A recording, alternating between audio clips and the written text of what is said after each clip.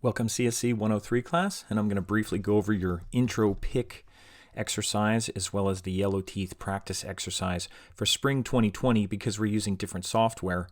And in documents and resources in My Warren, there's instructions here. Now these are still the old instructions, but when you open these up, you will have a link here that you can click on that link, or you could click on the link that will be on that little place where I just was. Right here, you could use this link too. This is actually the newer link for this semester, and I'm going to click on this, and you could look for your photo in here when we do our photo. Since I see this right away, I'm going to click on this, and this is just a shared Google Photos album. And once you click on it, you can right-click on it and say copy image address, and then you're going to go to Photopea, which is our new online photo editing environment. And it's pretty easy to use. You're just going to go to File, Open from URL, and then you're going to paste the URL. Now it's really long when it goes in here, and that's okay. And it actually uses that as a file name, which is a little bit of a pain.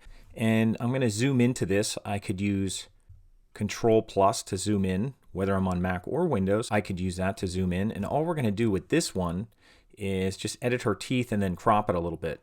And to do this, we're just going to use a Lasso tool. Now, if I go on the Lasso tool, they also have an option here on this little drop down. If you hold down on it, you can go down to the polygonal lasso select tool. And I'll select that, and it looks like there's little straight lines. And the way this works, even though I see a crosshair here, you can just click and then make a line and then click and then move and then click and move. Now, it's really hard to see because it makes a really fine line, but if you're working on it, you should be able to see it.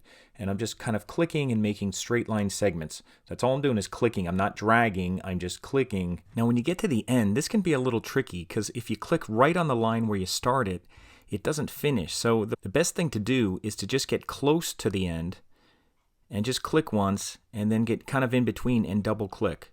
And it'll kind of finish it off. So just get close to the end. Don't go right on where you started. Just get right close to the end and do that.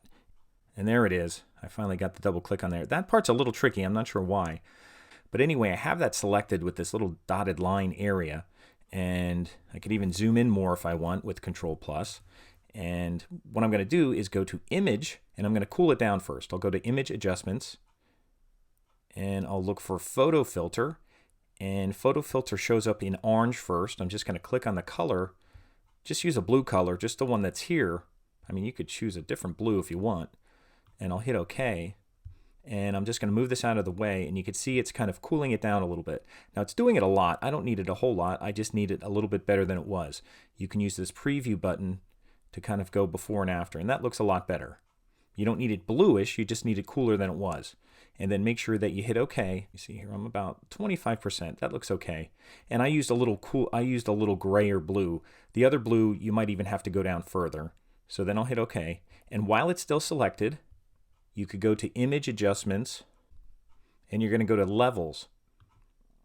And you can see on Levels here, we talk about levels in other exercises, but levels here, we're just going to grab this little highlight slider here and just move it just a little bit.